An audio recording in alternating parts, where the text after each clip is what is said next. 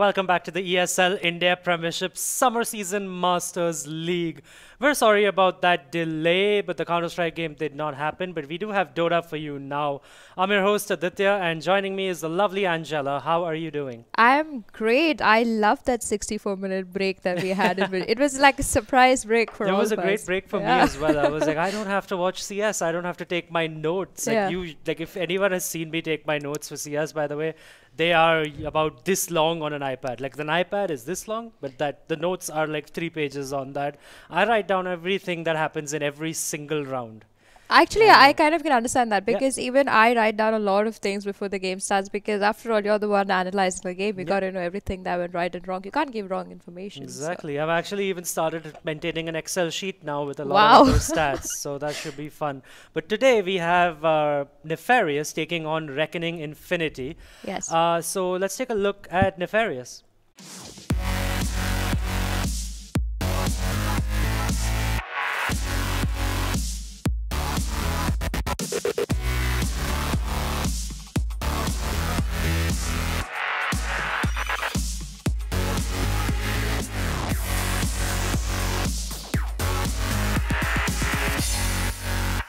And that's Nefarious for you with Addyman, my namesake. Yeah, I think we always get games where we have previously hosted for them like Backband, and now you have Nefarious, and I hope that's a lucky though. I mean, Nefarious is still a good name. Backband, decent name, but if you're talking about names, there are a couple of Counter-Strike teams. Like there's one which is called Indian Gamers. That's it. I was like, okay, that is very find a dictionary maybe and just pick 2 random pages, and that could be a better name than just Indian Gamers. But I'm not talking about Nefarious, they're a team from Delhi. As of now, they sit with only 1 victory for themselves. They are sitting 11th on the board. So I think right now all they got to do is hold their ground, get a few wins for themselves so that they don't go into complete... they don't go into completely removed from the ESL India Premiership. We don't want that happening for them. Yeah. But they won't be removed. If they do end up 9th to 12th, they'll drop to challengers, yes. And the top 4 go to the LAN finale. By the way, I got 3 different people on Steam today asking me, did the format change? Is it the top 8 and a LAN qualifier? No, it isn't. The top 4, 1 through 4, go to the LAN finale. 5th to 8 will maintain your position in the Masters League. And 9th to 12th will see you drop to the Challenger League for the fall season, the Challenger Series. Yeah. But yeah, talking about the Challenger, let's see Reckoning Infinity.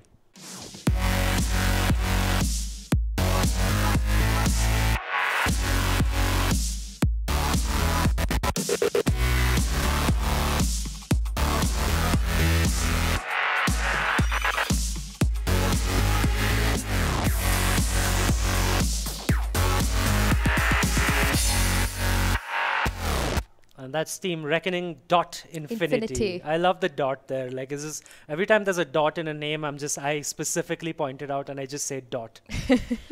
We have a player in DOTA also who's called Dot. Yeah, it's actually DOT, right? DOT. I wish his nickname was just a dot, like just a period. I think he tried that out, but no one gave him much importance. So then he was like, I'm just going to write that down now.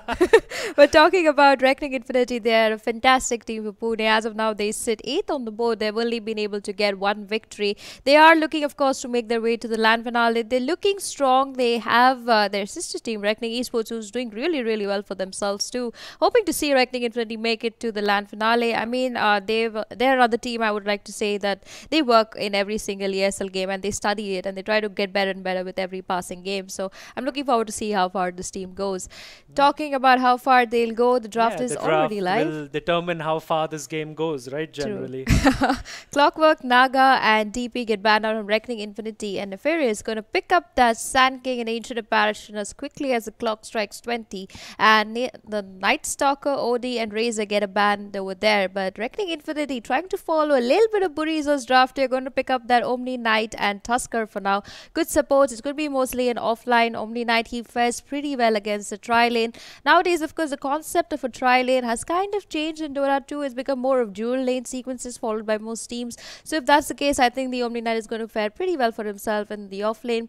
Tusker, of course, going into the 4th role. They have good picks here. I mean, they could opt to go for the Bane. Reckoning Infinity are pretty good on the bait. Meanwhile, we do have Nefarious, who's got to pick up their mid, their carry, and also their offlaner. They could opt to go for the Void. They like to play the Void. They also like to play the Queen of Pain mid. I'm hoping to see whether a Puck is also part of Reckoning Infinity's pool. As of now, the Templar Assassin and Viper get banned out there from Nefarious. They don't really want a lot of damage coming on to that Queen of Pain as of now. Pit Lord and Shadow Fiend get banned out of Reckoning Infinity. That means that they still have some good potential heroes in the pool. They both picked up mostly their supports. The Reckoning Infinity still got the Witch Doctor if they're planning on sending the Omni Knight offlane. They also have the Disruptor in the pool. The Oracle, really not touched hero in 7.13, but I think he fits fairly okay against the Ancient Apparition. So for now, they're going to take some time. Nefarious, speaking up with Ancient, also says that Reckoning Infinity cannot really go for a Terrorblade or even a Husker, as a matter of fact, because Ice Blast is going to do quite a bit of damage.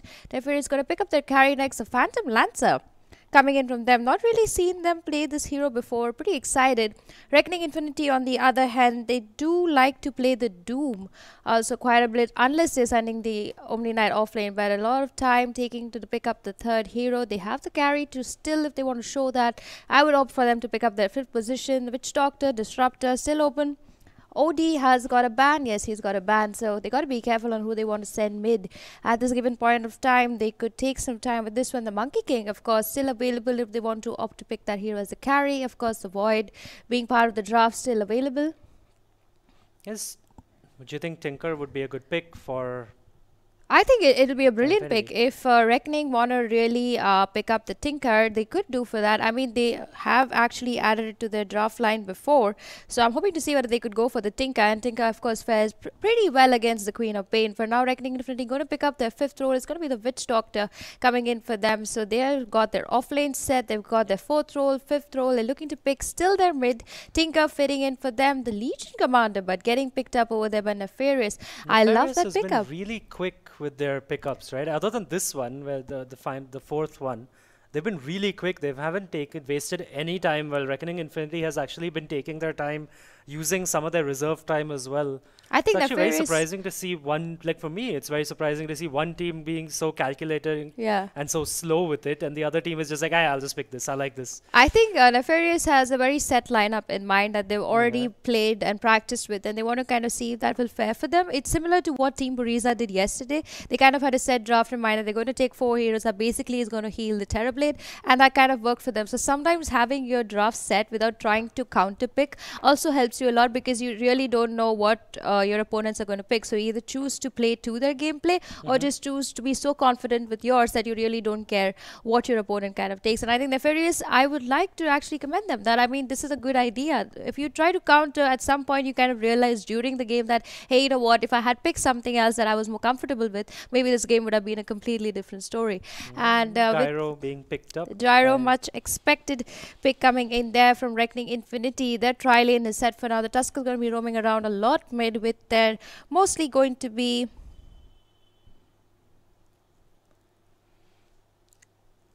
mostly going to be the Gyrocopter and in the safe lane, unless they plan to send him in, but I doubt that's going to happen. Of course, Legion Commander being picked up after the Omni Knight is a little risky, because Omni Knight fares beautifully well in the mid to late game scenario, but let's see what they have in store. I really don't want to question Nefarious' draft till I see their last pick.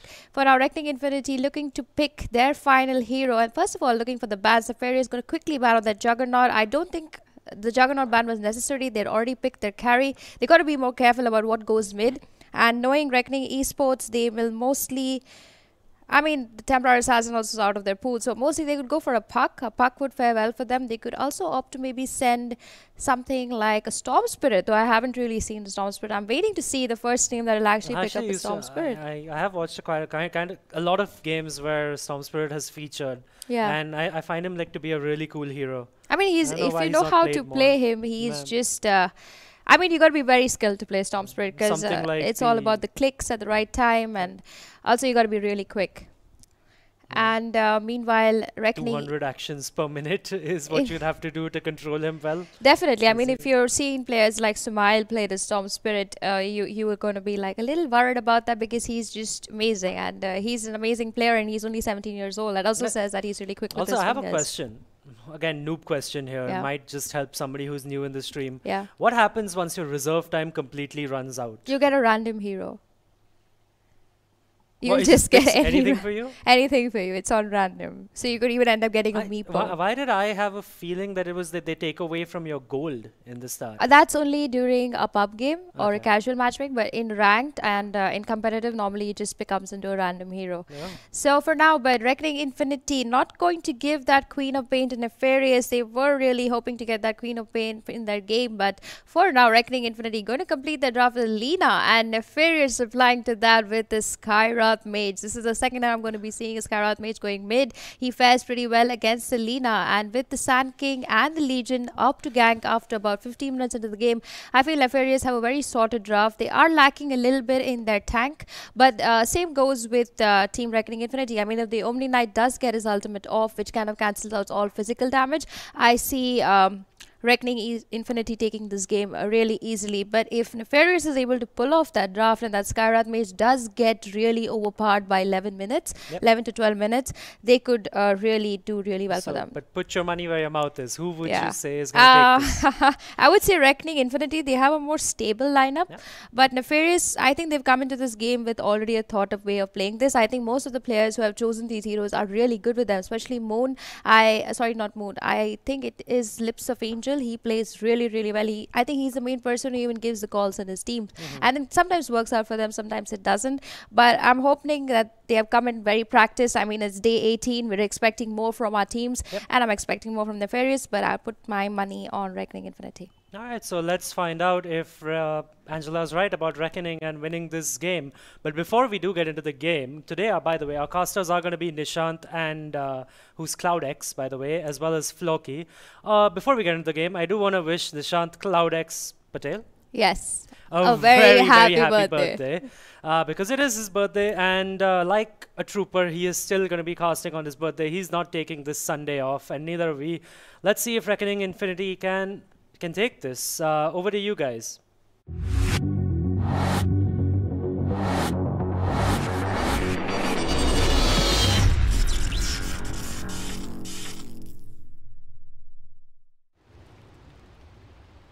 Alright folks, welcome back to ESL India Premiership Summer Season Phase 1. You're watching Nefarious vs Reckoning Infinity.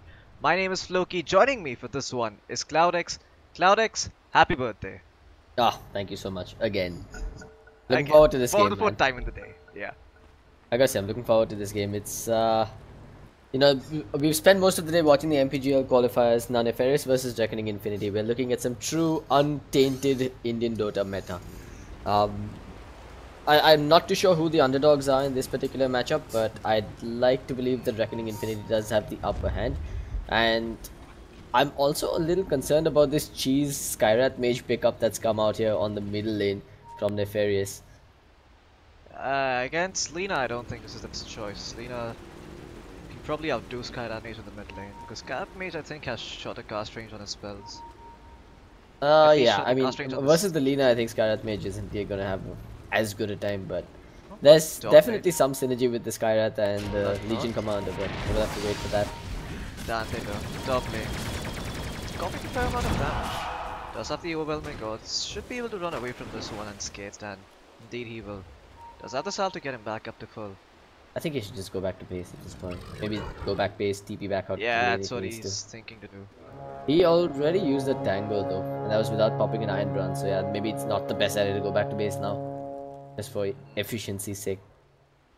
Perhaps. I think he can just block his creeps and try to make sure creep wave meets close to his tower. Well, two rooms for both sides.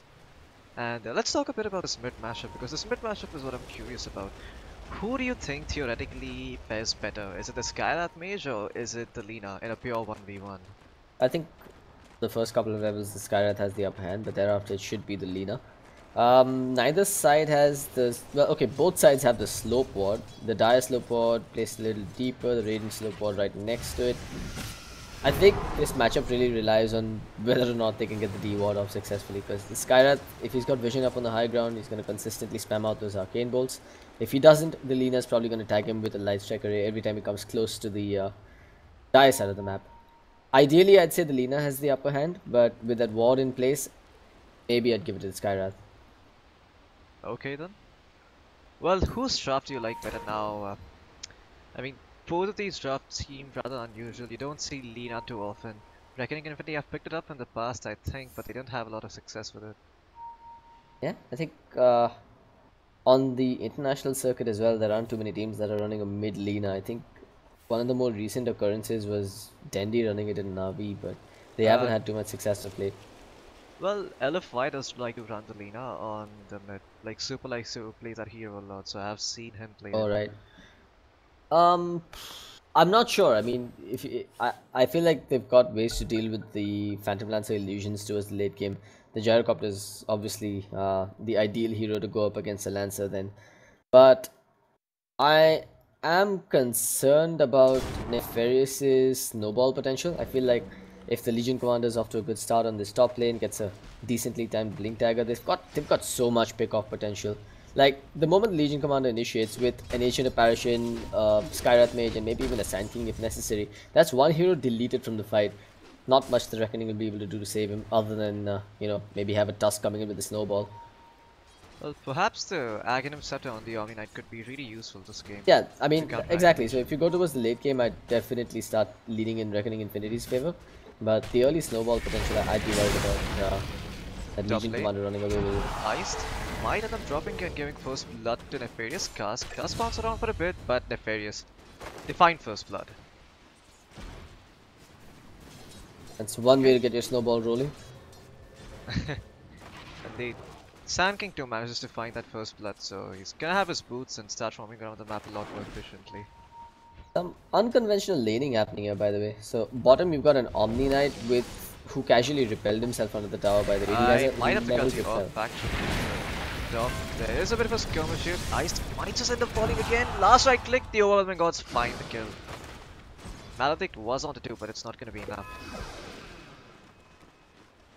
Yeah, I mean, these lanes are super unconventional. You've got a Lancer versus an Omni Knight in the bottom lane. I don't think I've ever seen this matchup before. At least, not intentionally set up at least. With a Soul Ring, I'd probably say the Lancer comes out on top. He's also got the Phantom Rush agility bonus coming out, so he's going to be able to harass Kark a lot more. Indeed. I think this is a matchup that tilts into the favor of Abi. And Abi, if he decides to rush that Diffusal Blade, he can actually kill Omni Knight at around 11 to 12 minute mark, all by himself. But, you know, I think when Kark gets his Shrine online and regens up again, if he gets the Soul Ring out in time, I think he should be the one coming out on top. Mid lane, tanking. Seated up a Maledict, and he's hit up a bunch of stuns. Should end up dropping to the... Maybe it's a drop. Ghibli turns around and the Tusk coming in with the Snowball. Adiman, he does healing cell back up, pops the Fairy Fire, but can't find the kill on Moon. Moon, with a double kill, prepares Reckoning Infinity forward to success. Yeah, that's a dangerous move indeed coming out from Nefarious. You don't want to give Lina a snowball start either. I'm expecting this Lina to go for the standard Yule Scepter build this game. Fair bit of value with the Yules up against the Skywrath Mage too. But yeah, it looks like for now she's just going to start off with a double null and build into a wand and boots just for that extra firepower early on. Yep. What do you think of the Bloodstone pickup this game? Do you think it's worth it for the Lina to get Bloodstone against the lineup of Nefarious? I mean, I feel like there's going to be more efficient items you could pick up. We'll hold that discussion until the start. Yeah, Maledict upon the Sand King. He's gonna eat a homing missile soon, and he should most certainly end up falling with a second rocket barrage. And now Dante is gonna have to back up and just watch his friend die. Yeah. Back to the Bloodstone discussion. I feel like there's a I think the Lina's got to play that space creator role. You probably want to pick up items like the Yules, maybe a Blink or a Shadow Blade after to go finding pickoffs. Eventually, if this game drags on for too long, one of the reasons why I feel like Reckoning Infinity has the upper hand is because Lina could just as well transition into a physical DPS core, and it's honestly quite efficient with the level 25 talent on the attack range bonus. It's ridiculous actually. But yep. If Reckoning Infinity is confident about finishing this game early on, yeah, sure, the Bloodstone really helps you accelerate your snowball. I expect back. I am having some issues with my in-game camera control, bugging out on me a little bit. I think you're having some packet loss as well because your voice is just going potato on me. Okay, 1 second. I'll just fix that real quick. Give me a moment. Bottom lane, Abi and Kark in a fight to the death, but no one dies. Kark's got his Soul Ring online, so he should be in a comfortable spot going forward. Lancer no longer has any mana to work with. Oops, top lane. I'm not sure if you're catching all this on the camera, Floki, but we're seeing some action on the top side as well. Rogue ends up getting killed on Riha, and then you've got Dante going down to Iced. Alright, this is just my bit of a butt for me today. I can't hear you at all. Oh my god. Okay, I can hear you now. It's better. Okay, I'm having massive packet loss issues with don't know why, to be honest. Up top, Riha in trouble again. Cold Feet will proc. Good. Yeah, they're gonna have some trouble getting this kill for sure. Homing missile that comes out and clips Dante on the back of his head. Maledict on him. Not gonna get the kill. No one actually ends up dying there, but so much pressure being applied by Nefarious on the top side here. But Reckoning Infinity, I think they might have an opportunity of their own here with Kappa, or rather Iced, finding Rogue on the side here. Got a Burrow Strike available. Is he in range? Not quite just yet. Now he's got it. No Cold Feet available though. Rogue just gonna make a run for it. Unfortunately, he's out in no man's land and ends up getting taken down. There's a 3-man overwhelming odd coming out from Dante, but can't quite find any return kills on the back of that. Voice sounding better? I mean, he's not gonna pick up at this point. Percent 9, I believe. Is my voice better? Am I more audible? Yeah, you're better now. Okay, that's some good, I guess. Indian ISPs, lol. Up top. Top lane. Yet, Dante. In some trouble, but Sand King intimidating the guy misses the Burrow Strike. That's not how you want to DOTA. I mean, I'm not sure how he missed that.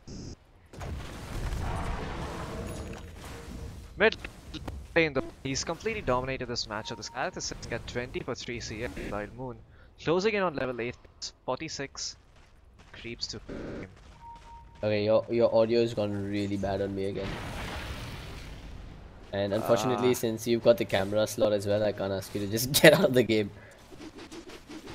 Well, I can continue observing, but I think you're gonna have to take over. Alright, be my cameraman. I'll take this solo. Sounds like a plan. If you know your packet loss settles, do let me know. Back at bottom, I'm looking at Abhi. He's pressuring that tier 1 tower quite hard. Kark, meanwhile, completely pushed out of the lane. He's sitting at level 5 versus a level 8 Phantom Lancer. And I'm fairly certain this Lancer hasn't picked up... Okay, I'm going to hold that thought because mid, RIP Lina. That did not take very long. A Burrow Strike into a Skywrath Mage Mystic Flare. Easy peasy, lemon squeezy. Up top, okay, I'm back. Yeah, top. Well, what are you going to do, top? Nothing has happened up. Iced. Oh yeah, mid lane. Witch Doctor, one last right click, and with the Skywrath Mage Arcane Bolt, they will find a kill. But Adiman might pay for it with his life. Iced is here with the shots as blocked. Adiman, he's trying to turn around and fight, but he's not going to be successful. Omni Knight comes and makes sure Iced does not end up falling. Turns out my stream was on and it was streaming in 1080p HD. Good job. Yep. Well, they are showing signs of life. Nefarious, I mean, they are finding something across the map. 7 to 5, 8 minutes in. I'd still say it's fairly even, right? The goal graph just minutely tilting in favor of Reckoning Infinity, but the EXP graph still in favor of Nefarious. I think primary cause for concern here is that Phantom Lancer, who's just been left alone for the most part. He's 0-0-0 and just free farming up against an Omni Knight in the lane. Omni Knight though has some backup coming in with this task, but they're not going to be able to score this kill. He's got the doppelganger, just jumps over the shards and gets away. I mean, it's a hard lane for the Omni Knight to find a kill. Typically, he can just run down any hero with support, but against the Phantom Lancer, he's just gonna doppelganger away. What do you think of his item build here? He's queued up the Battle Fury. Do you think this is the right choice this game? Yeah, I mean, I can get behind it. Well, middle lane looks like Adiman. Oh no. This is major issue with the Skywrath Mage. He's super squishy and susceptible to ganks, but wow, in this case, he actually ends up trading 1 for 1. Yeah, he found the Witch Doctor. Now Abhi's here as well. He managed to dodge the doppelganger. He dodged the lightning striker here with the doppelganger. And just like that, he's gonna have to back off. Top, they're going in for the kill on Kark here. Omni-Knight just barely TP'd up top and he's... I mean, he has Repel and Guardian Angel. Lips of Angel might be in trouble. Turning around for the chase here. Looks like there's not gonna be any kills going their way though at the moment. Quite a massacre so far here across the map. Just 10 minutes in, we're well over a kill a minute. 7, just a minute lead in favor of Reckoning Infinity. However, this Phantom Lancer is getting bigger with every passing minute. Indeed. He's making progress towards a Battle Fury, but it's gonna be a while before the Lancer actually comes online here. Especially now that he's going for the Battle Fury. I still agree with it. I think going for the Battle Fury does make sense. But it's gonna take a lot more from the rest of Nefarious running around the map and finding kills. In fact, I feel like they should be investing more time in just securing free farm for the Legion Commander up top at the moment. Maybe even score kills on anyone that heads in his lane. Yeah, I think Legion Commander is gonna start to fall if she doesn't find a Blink Dagger in the next 5 or 6 minutes. Well, she's already got 10 dual victory damage, so she's got something going for her. But bottom, they're gonna smoke and move towards the Tusk, whose Spidey senses are gonna tingle at just the right time. Got some backup coming in. There's a smoked up gyrocopter as well as a smoked up Witch Doctor right next to him, so perhaps they could use the Tusk as bait here to score a couple of kills of their own. Oh, yep. Navana is gonna break the smoke and now Battle Strike forward onto him. He's dropping very low. He's gonna end up falling before getting his spells off. Gyrocopter on the back lines. He's trying to find a kill, but he's just getting man-fought by Adiman, and Adiman turns around, gets the kill, is still alive through all this, and now Legion Commander with the duel, turning it around. And suddenly Nefarious come out on top. That was just a mindless gang coming out from Reckoning Infinity. No vision, no intel in the area. They just go running straight at the Skyrat Mage, who's standing right behind enemy lines. The Tusk snowballs in, tries to go on the Skyrat Mage, but the Witch Doctor gets blocked off by the rest of the heroes. However, the Gyrocopter makes a conscious decision to just run past his Witch Doctor who's in trouble and go straight for the Skyrat Mage. Yeah, there's no way they're going to burst down the Skyrat Mage that quickly. And now because of that, the Skyrat is a step closer to the Veil. Dante gets another 10 bonus dual victory damage and makes his progress towards a Blink Dagger as well. Oh yeah. Mid lane. Lina, she has a deadly combination of runes, haste as well as invis. Might be able to score a kill here if Fairies do decide to step out of the tower protection. Looks like they're aware of what's happening. The ward did spot out the rune on the side of Lina and gonna play super cautiously. Move top now towards the Gyrocopter. Let's start with the overwhelming odds. Lips of an Angel unfortunately unable to get in range for the Burrow Strike despite having those tranquil boots up. Yeah, Gyrocopter just moves super damn fast. I mean, he has phase boots, right? So he can just waddle away without really being afraid of the Burrow Strike. Mid lane though, Skyrat Mage ulti missing completely. Avada is gonna be okay, and now Lina with the Laguna Blade manages to find Lips of Angel is TP'd into this. This is not where you want to be. My friend gets stunned up by the Lina, and now he's gonna take a bunch of damage. Omni Knight finds the kill. Suddenly, Nefarious, they just give away 2 quick kills. And a tier 1 tower on top of it. This is not how they envisaged the early game going, but again, it's space for Abhi, who's just busy pressuring a tier 1 tower on the bottom lane by himself.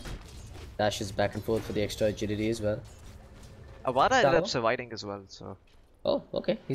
Well, Abhi just got zoned out by an Omni Knight TPing in solo, but yeah, I guess he had no idea whether or not there were more in the vicinity. I mean, he did see in the mid lane that they just decided to get a gank going for themselves, so... I don't know, maybe he could have stayed there, maybe not. He took the safe route. I mean, at this point, his priority is just get that Battle Fury online as quickly as possible. Okay. Well, the supports on the side of Reckoning Infinity aren't doing too well at the moment. Tusk is only level 5, 14 minutes in. This is not really where you want to be if you're playing the Tusk. Ideally, you want to have more levels, probably level 6, level 7 at this point. But surprisingly, he's doing quite well in terms of net worth and items. He's sitting at 2.6k net worth with an Urn finished up and a Magic Wand en route. Oh yeah. He's certainly richer than the other 2 supports. Adiman on top. He's got that Veil of Discord finished up, so you should see oodles of magic damage being dished out here.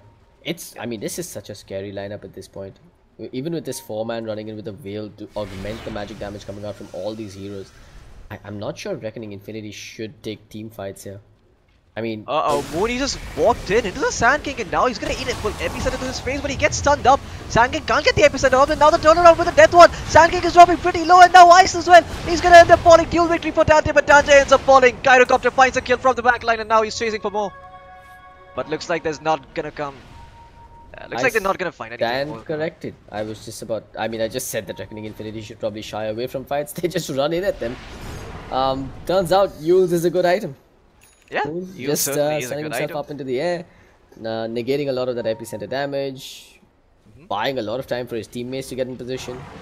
The epicenter didn't go off in that fight. I think he got stunned up, but now Awada, he did get stunned up, and now he's gonna end up dropping. Scat Mage picks up that kill, but Moon changes the stun perfectly with the Yule Scepter, and now Riha, as well as Kyak, just deleting that Skylash from this game. Ice Blast is gonna miss, they're not gonna be able to find the kill, and now the turnaround as well. Omni Knight drops Guardian Angel, going forward with the Laguna Blade. Gonna find the kill onto the Ancient Apparition. Moon is dominating now at Riha. He's not done yet, he wants to go for more. Dante dropping fairly low, snowball from the back lines. He's not gonna get caught in it, and now Riha might have stepped a bit too far forward. Lips of Angel though, he might just end up falling over here, and indeed he does. Press the attack is not going to be enough to save the day. On the back line though, RB, he's here and he's trying to clean up, but he gets hurled up into the air once again by this Lina. But RB, with the Phantom Lancer, he's not going to be able to find the kill. He's chasing forward, and Moon is going to finally end up dropping. Scarlet Mage is back. They find the kill on the Omni Knight. Dual damage for Dante, and now the Ice Blast coming in. Destroys Riha, and Riha, he's going to end up falling as well. Iced on the back line, trying to run away from this fight. Avada, he's here, has the Death Ward. Is he going to channel it? No!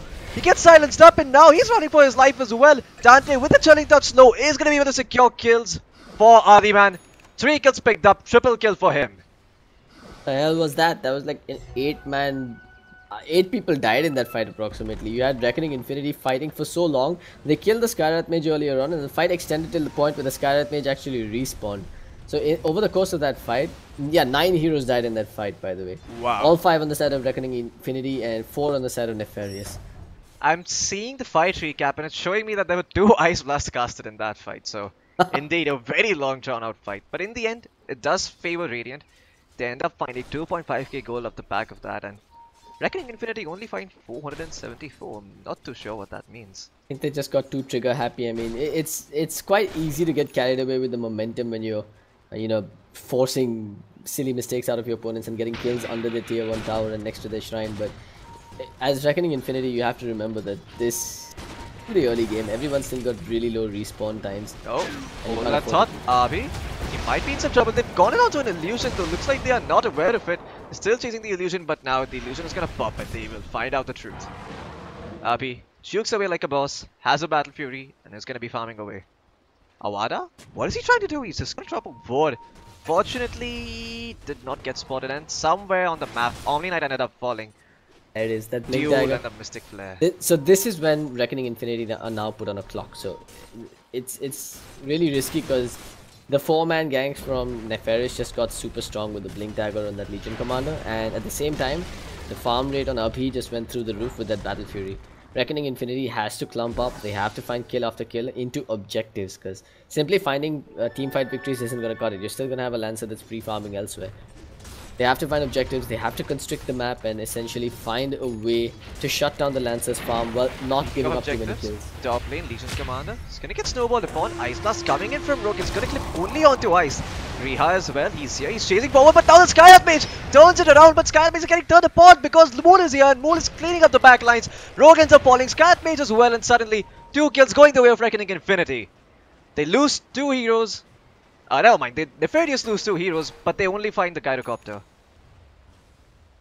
Can't entirely say if that was worth it for Reckoning Infinity, honestly, because it's the same analogy, right? You're still in a clock. Sure, they managed to bring down 1 Skyrath Mage and 1 support on the side.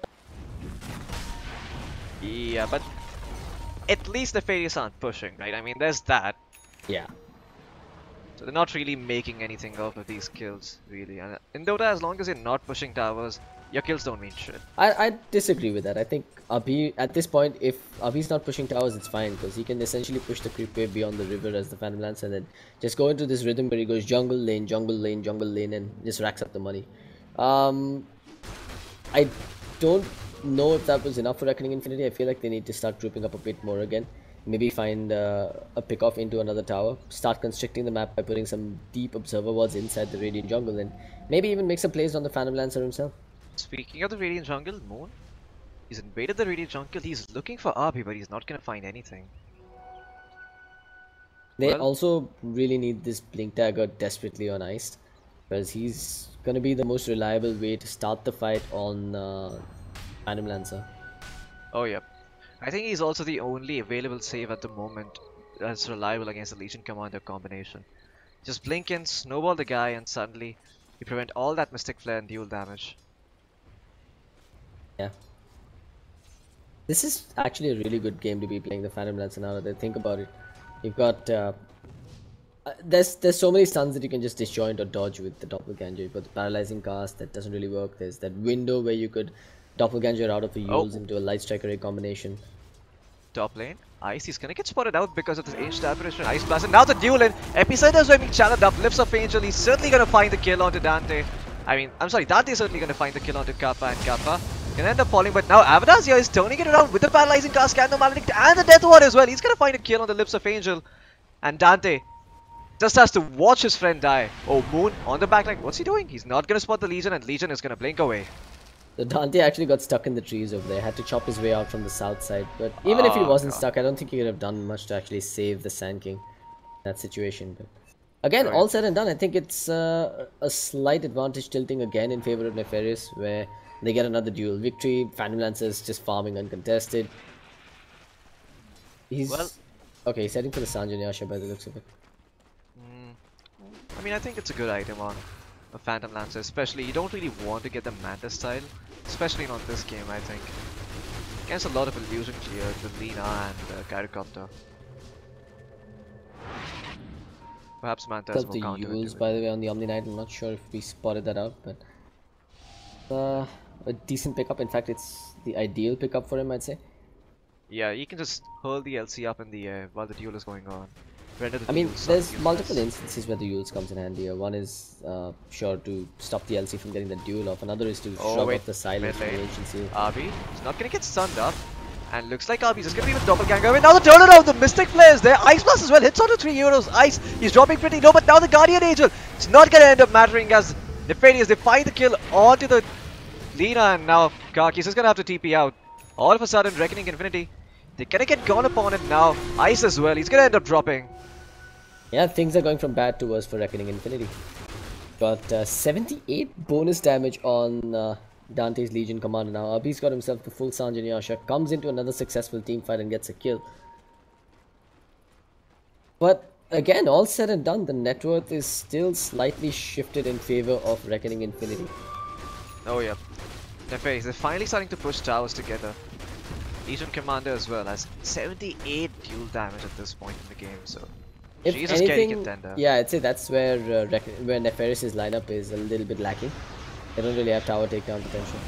Well, RB is gonna get got him on Reha, forced to pop the BKB because of his Skyrat. He's still popped his BKB, needing a bunch of damage, but now the Epicenter from Lips of an Angel is gonna eliminate Avada, but the 2-man stun by Moon is gonna secure them the kill onto the Phantom Lancer as well as the Legion Commander. Now Adiman, he's trying to shoot left, right and center, but he's gonna get caught. Or is he? Turns around with the Ancient Seal, can't find the kill though. Moon is quick on the Yules and dispels the seal. Wait, he's chasing for more? Lips of an Angel is gonna be able to blink away and has the TP out. Nefarious just underestimating, or rather overestimating their ability to take buildings quickly there. We did see Reckoning Infinity make a similar mistake in the early game where they really didn't factor in the low respawn time on some of the heroes on the side of Nefarious. This time Nefarious did the exact same thing. They got punished for it. Moon respawned quickly. That 2-man stun, absolutely brilliant, setting up for pretty much a series of unfortunate events there for Nefarious. And now they're going to be the ones losing a tier 2 tower instead. Oh yeah. This tier 2 tower... Okay, never mind. Looks like they are just going to back up. They want to play it safe and I think they might be heading towards Roshan. Or are they? Nah, I don't think they can take rushed. Everyone's respawned. Look at Moon's farm though, by the way. He's back on top of the net worth charts again and he almost has a BKB in addition to the Shadowblade and the Yule Scepter. Oh yeah. Moon is extremely fun. He also has a level 18, so that's a max level Laguna Blade. He's gonna be eliminating some heroes with that. He's also kept his options open, right? Because he's gone for the plus 30 damage talent at level 10 and then the plus 140 LSA talent at 15. So now if he needs to go for the physical DPS, he's probably going to pick up the Fiery Souls per stack at level 20. And yeah, I actually think that's what he's going to do. He's going to have to keep his... Oh, Dante blinks up at the Shadow Blade by Moon. And now he's going to get turned around upon. Can't find the duel. Locked in by the shards. He's trying to duel up Ice, but Iced, he's just going to eliminate the Legion Commander. Now Riha chasing RB with the BKB. RB is held up in the air, has a doppelganger, will be able to juke. Wait, Didn't go anywhere. RB, wait, he's trolling them. He's trolling them. The doppelganger illusion is being moved. RB is still in place.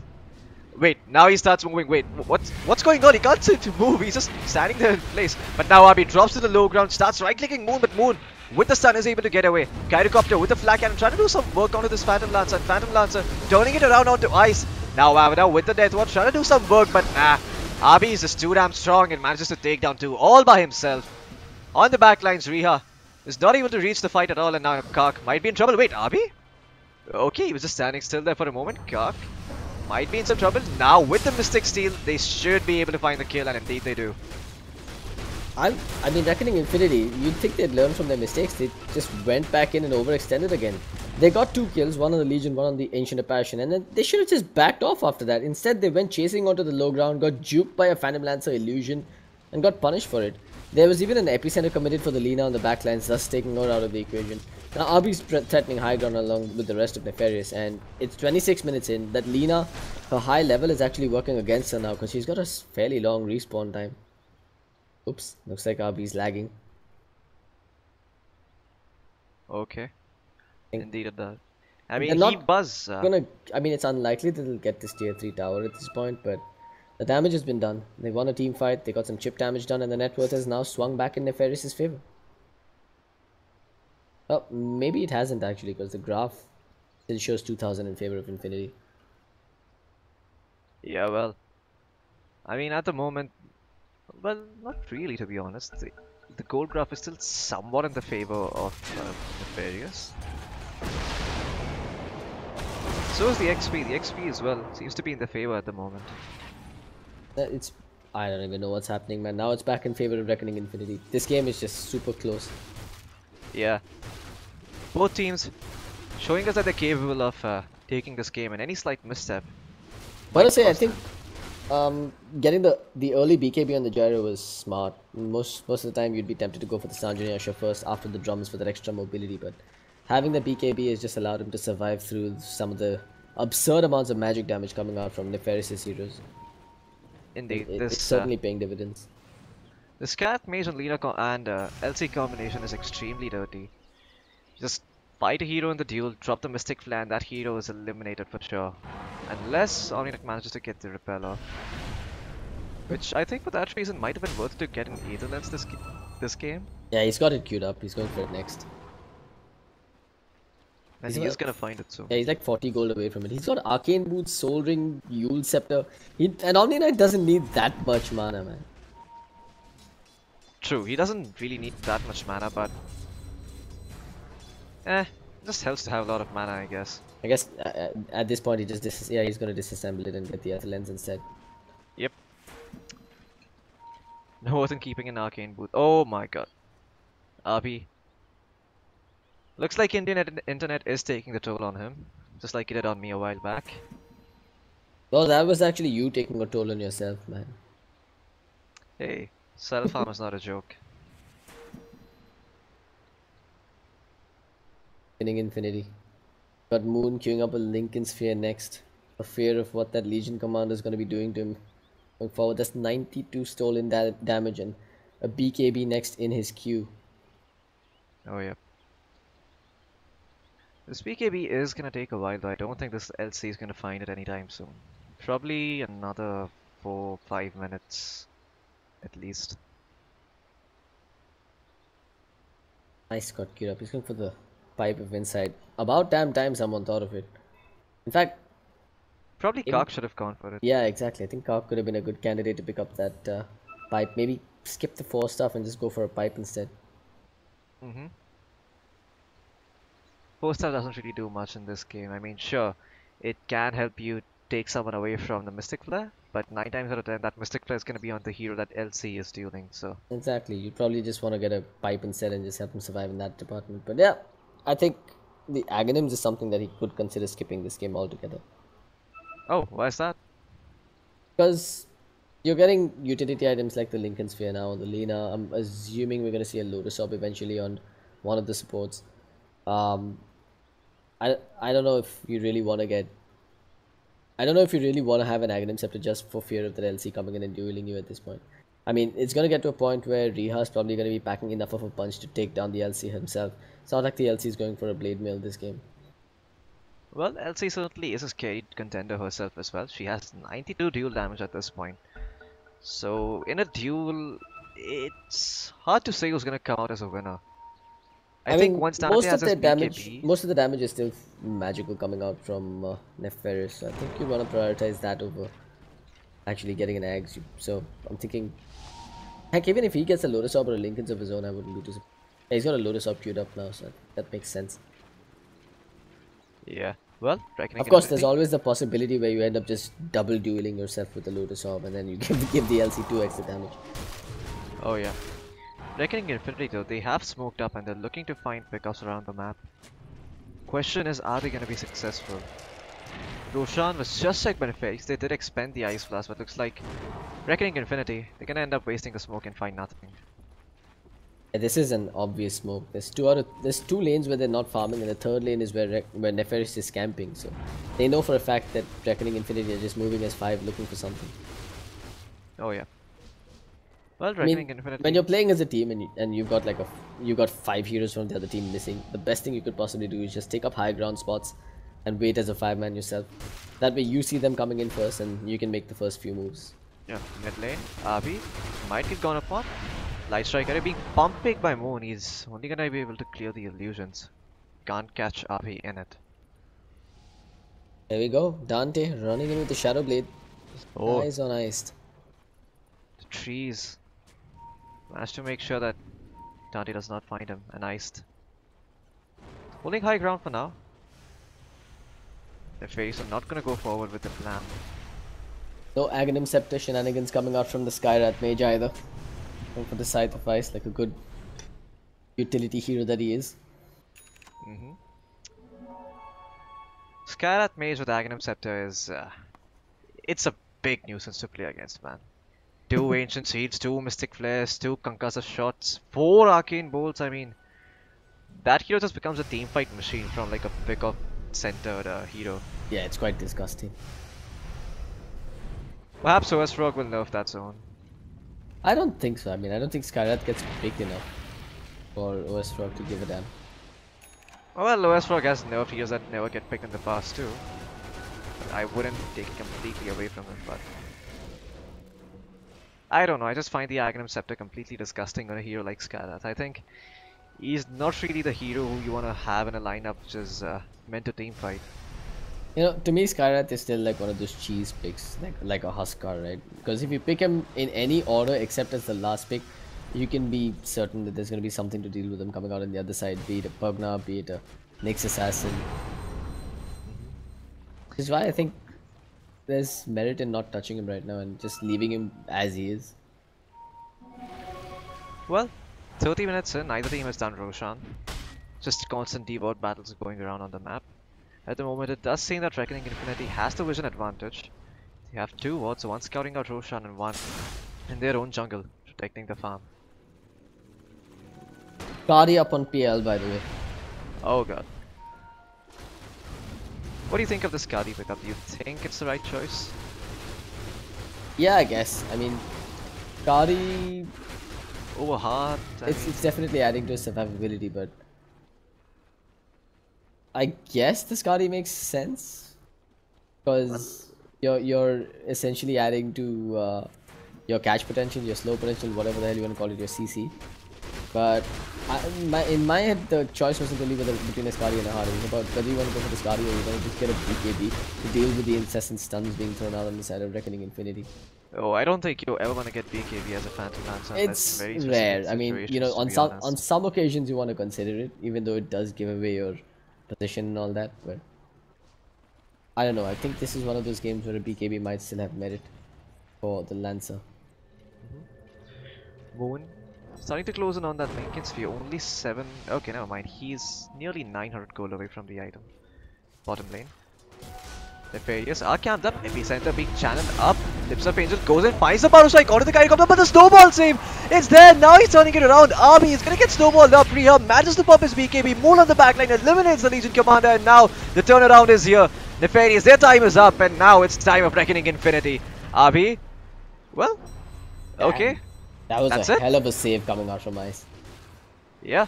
I mean, Well. Riha was just dropping so fast in that fight. Had it not been for the snowball, they were done for.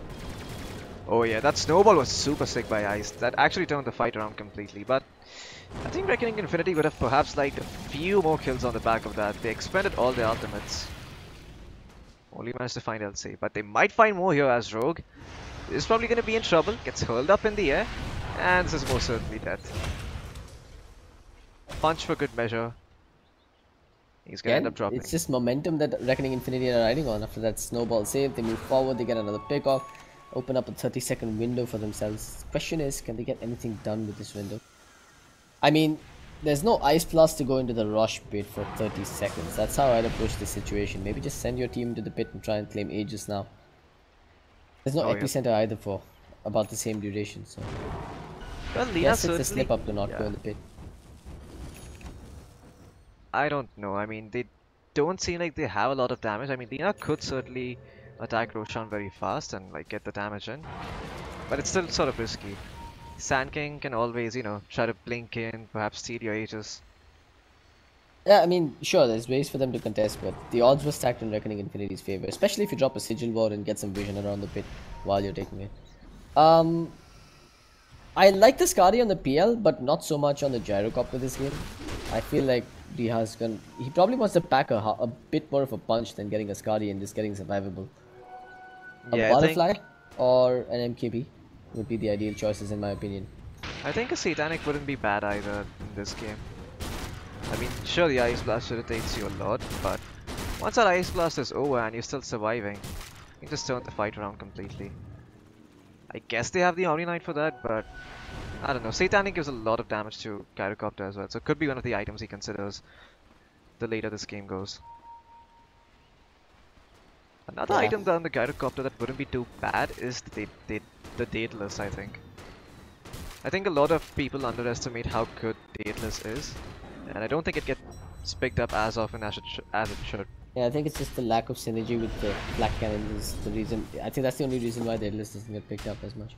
And before the changes to the MKB used to just be a source of raw damage. Now it's more a source of attack speed than damage, so maybe the Daedalus does make more sense. Well, Reckoning Infinity are gonna smoke up here. What are they gonna find? RB is gonna TP out, so he's gonna be okay. They do see him in the top lane, so they can choose to go for him, and RB is level 25, so he has that 30% critical strike. But mid lane, snowball forward onto the Ancient Apparition. Whoops. Well, turnaround is there with the Mystic Flare. Ice is dropping pretty low, but he's gonna get repelled up and he's fine. Ancient Apparition ends up falling in suddenly. Reckoning Infinity. Then knocking at the tier 2 tower mid. I don't think the call is to go tier 3 after though. I think the call should be to go Roshan. Indeed. Again, 30-second window, man, those illusions are quite pesky, honestly, with the Skadi. He's also got a Nullifier finished up on the Lancer this time around. Oh boy. Yeah, this Phantom Lancer is gonna be a big nuisance. And looks like you're right. Into the Rush pit they go. Rush is dropping fairly low. That's enough to take down Roshan. No contest gonna come out here from Nefarious. Okay, they're actually moving towards the pit, but they're gonna be a tad bit late, I think. Are they? Well, Power Strike in, never mind. Angels are gonna get picked up by Riha, and that's the end of that. Wait, Lips of Angel? He's still going forward, and Ice Blast is gonna be completely off the mark. That's the end of that. Well, the Omni Knight side in progression looking he's not too far finishing up the Lotus Orb. Actually. Indeed. They've also almost got the pipe up on Ice. Reckoning Infinity have definitely got a power spike here with that Aegis on the Gyrocopter. I just hope he doesn't go for the Skadi though. I'm not in agreement with that item pickup. Yeah, I think he's holding on to his goal and trying to think about it. Not sure why the Skadi is a good pick here. Think he wants to add to his raw survivability, but survivability is not the ideal choice for a Gyrocopter. Yeah, I feel like at this point he is the prime candidate for Kark's repel anyway. If you're gonna have to rely on having some more raw HP to survive through this, you know, you've got bigger problems. He needs to be the source of DPS at this point. He needs to be the one dishing out the damage with the flak cannons. I don't think Skadi is gonna add too much value in that department. But at the same time, I'm looking over at the Lina and she's packing quite a punch herself. No BKBs on the side of Nefarious just yet, so Maelstrom procs along with all the pain that the Lina is bringing are going to be quite disastrous in those team fights. She did also go for the Fiery Soul stacks talent. She's clearly transitioning into a... Okay. That happened. Lips of Angel just casually steals a rune from in front of Moon, and Moon... Never mind then. Once Moon finishes up that Mjolnir, I think these Phantom Lancer illusions are gonna start dropping fairly quickly. So... The nullifier on the Lancer is nice, but he's gonna need a blink dagger to close the gap here. The absence of the blink it's certainly gonna come back to hurt them. Oh yeah, and he also went for the 4+4 max juxtapose illusions talent, so doesn't have the extra range on the Phantom Rush either. I think maybe with that talent he wouldn't have needed the blink, but now he does. Well, Dante still trying to find his BKB 37 minutes into the game. He's sitting on Blink and Shadowblade. He's actually behind the Sand King in terms of net worth, and that's not really where you want to be as an LC. Ideally, you'd want to have a few more items, perhaps the BKB, maybe even the Assault Cuirass. You've been farming well, but Dante Gyro did go for the hasn't. Skadi, by the way. He's just called out the full Skadi to himself. Well, okay. So Pipe's online, Skadi's online, lots more effective HP on the side of Reckoning Infinity. Perhaps this is their time to go. Although, it's a bittersweet moment because there's a DD rune that just spawned in the bottom side of the river. Oh yeah, and looks like the Radiant bot spotted it out, so Nefarious know exactly what's over there.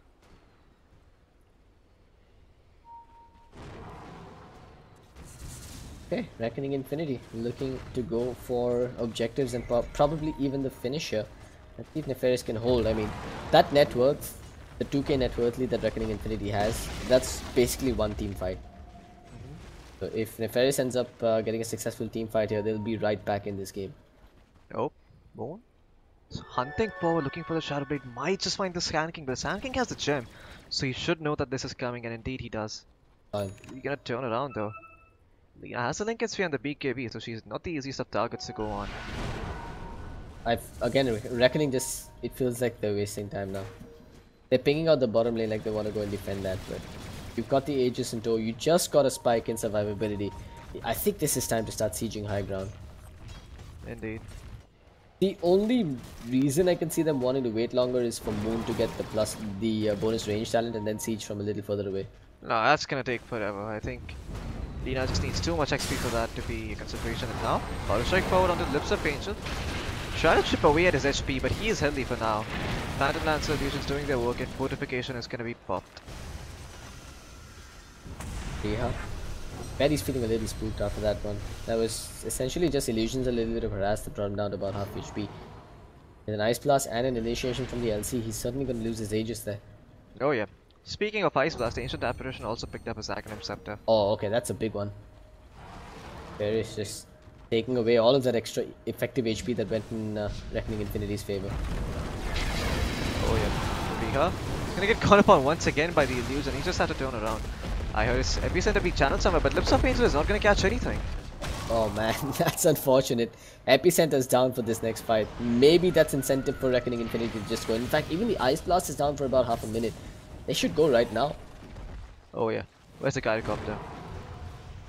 Gyrocopter is... Healing up, getting repelled up behind. That Ice Blast though, it's still annoying him on the backlines. Oh yeah. Moon on the other hand though, I think Moon can also possibly siege very well because of her attack range. Slow and steady siege coming out here. The Aegis will be reclaimed in actually just about a minute or so. Oh yeah. Well, Gyrocopter is gonna go in this time. But the backdoor protection has kicked in, and now the Ice Blast is gonna clip onto the Gyrocopter. Gyrocopter is dropping fairly low, but with the Flak Cannon he is forcing the side of Nefarious back. Is he gonna end up falling here? Nope, the illusion is gonna get punched up and Gyrocopter should be okay. Well, he is dropping fairly low. Medivac still standing, and Gyrocopter loses Aegis. It's an anticlimactic way to give up. Oh, wait, hold that thought. 3-man stun by Moon onto these heroes, and suddenly Reckoning Infinity eliminate the side of Nefarious. He's got in the trees and he's trying to juke away.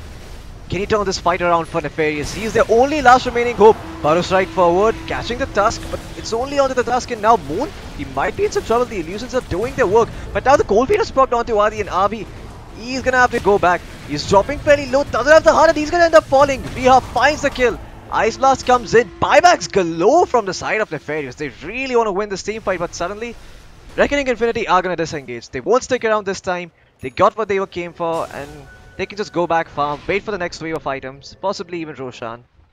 All 5 heroes bought back in that fight on the side of Nefarious. Literally every single hero bought back. Oh god, that is not what you want if you're Nefarious at the moment. How are they gonna hold this? The goal, look at the net worth. It went from 2k to 18k after that fight. Holy smokes. That does not count as a defense at all in my books. That's just Reckoning Infinity slamming the last nail into the coffin. Yeah, 5 buybacks, a team wipe, a lane of barracks, and what? Nobody on the side of Reckoning Infinity dies? Yep, literally no one. What started that fight was that sick 3-man stun by Moon. That allowed them to eliminate 3 heroes right off the bat, force out a bunch of buybacks. They still fought on. They managed to eliminate RB as well, and they lost absolutely no one. Bottom lane. Moon, Ice, he's gonna get hurled up into the air. Dante, not gonna eat the lightning strike array, but Lips of Angel may not be so lucky. He's gonna get snowballed upon, punched up as well, and Riha picks up that kill for himself. 80 seconds, no Sand King. They know for a fact he doesn't have the buyback. Moon, he's not even gonna wait for the creatures, he's gonna pound away. This Man, is now the word go for them. They need to make a play. yeah. Moon, he has the 175 attack range challenge that he talked about. And I'm certain most of the heroes inside of Reckoning Infinity have their buybacks available as well, so not too much of a cause for concern even if they do end up dropping a few kills. No, yeah. Everyone on the side of Reckoning Infinity has buyback except for the Omni Knight. Ice Blast coming in. Is this an opportunity for the LC to jump in? LC is scared though. Well, the LC can actually try and go on the Gyrocopter, but the Omni Knight is right there. I think it needs to be a coordinated effort where the Omni Knight gets either silenced or stunned up by the Sand King while they go for the Gyrocopter. It's gonna take a consolation prize in the form of that shrine before they come back here. There's a Shadow Blade on the Lancer. I'm not really certain if that's the smartest choice. I think the Blink would have still added value. Oh yeah. Well, Shadow Blade does enable him to run away from a fight if he's... I'm still super confused as to why the LC is refusing to jump Riha when he's got the Lotus Orb upon him. I don't know, but perhaps we'll find out soon. Now LC jumps in, she's trying to find the duel onto Medina and she will, but the Guardian Angel immediately comes out and Dante gets destroyed. Suddenly the fight is being turned around and Reckoning Infinity. They have eliminated 3 heroes, Epicenter comes on to 1 hero, but GG, well played is called. Wait, what? Yeah, they called it first, RB called it. Okay, well that's... They dropped the ball. I mean, what else can I say? Nefarious just dropped the ball at the very end. Their poor defense in the top lane, and even worse initiation now in the bottom lane. Up until then, both teams were just going blow for blow, fairly evenly contested game, I'd say. But then Reckoning Infinity, they were the more patient team at the end, and because of that, they're going to win here at the ESL in the Premiership. Well, indeed they're going to win, and gonna throw it back to Angie, who's going to guide you through the game exactly what went wrong for the side of Nefarious.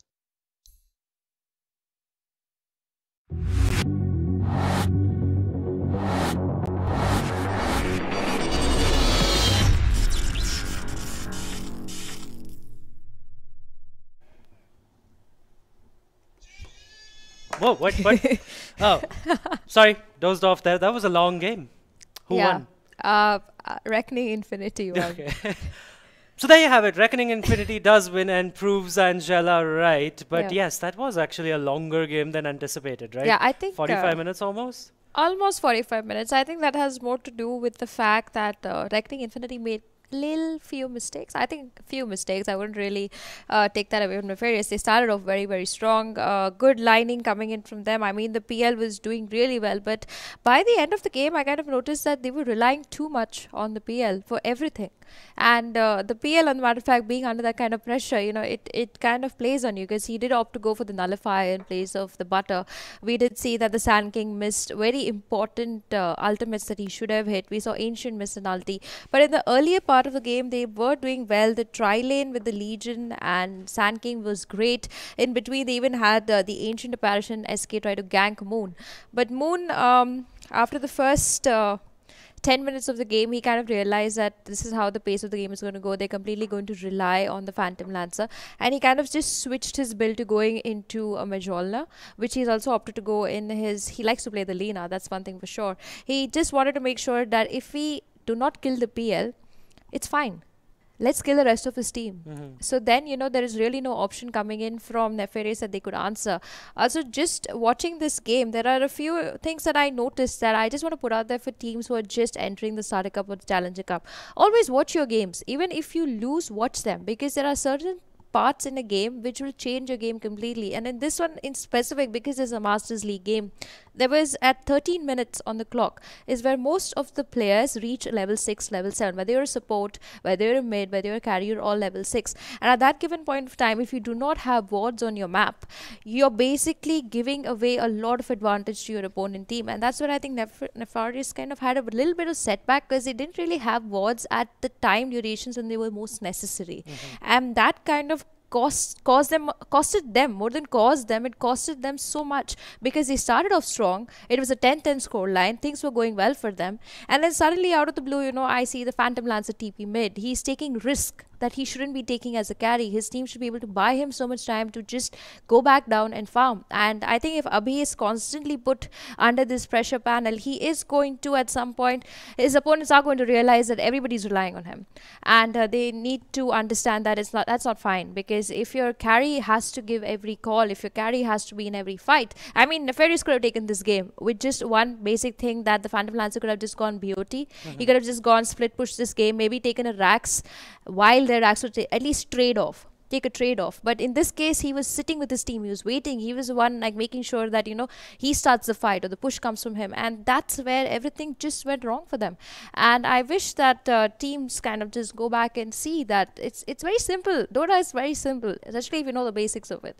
You just got to make sure that you get every tiny aspect written down and ready to go, and that's what makes a professional team so good at the game, and a noob team be like, we all know how to play the game. But there are just slight differences that kind of make you professional. I don't know, maybe you know how to play the game. I don't know how to play the game, that's for sure. I mean, it's the same in the CS, right? Everybody knows how to shoot, but it's like from experience you learn which are the best shoot points, where are the best angles to take shots from. True. And all that. True. But yeah, I mean, the thing is, Dota is definitely much more complicated with the builds. I was actually just talking to Gola, right, inside Super Excel, and I was asking him, do they still have the guides on the side in the shop? That probably makes it easier. They do for Dota Plus. They do for now. You can see what kind of guides or what kind of builds are picked up by most amount of players. That kind of has become a very good add-on feature. Load that guide, right, and then you can just follow the item build. Makes it easier for noobs like me, who I don't think I'm still going to launch Dota, but still. So there you have it. Reckoning Infinity does defeat Nefarious. Nefarious overly reliant on that Phantom Lancer.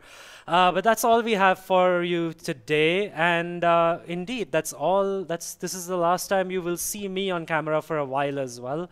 I will be back, of course, towards the end of the Masters League, the summer season, that is. But yeah. I mean, that's about it. And I just want to make a quick shout out to our sponsors, without which none of this would be possible. That's true. That 1 crore prize pool would not be possible.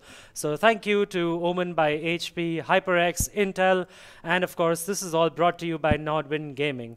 So we're going to sign off now, but please hit that subscribe button, hit the bell icon, and join us again tomorrow at 6 p.m. every day for a lot of action.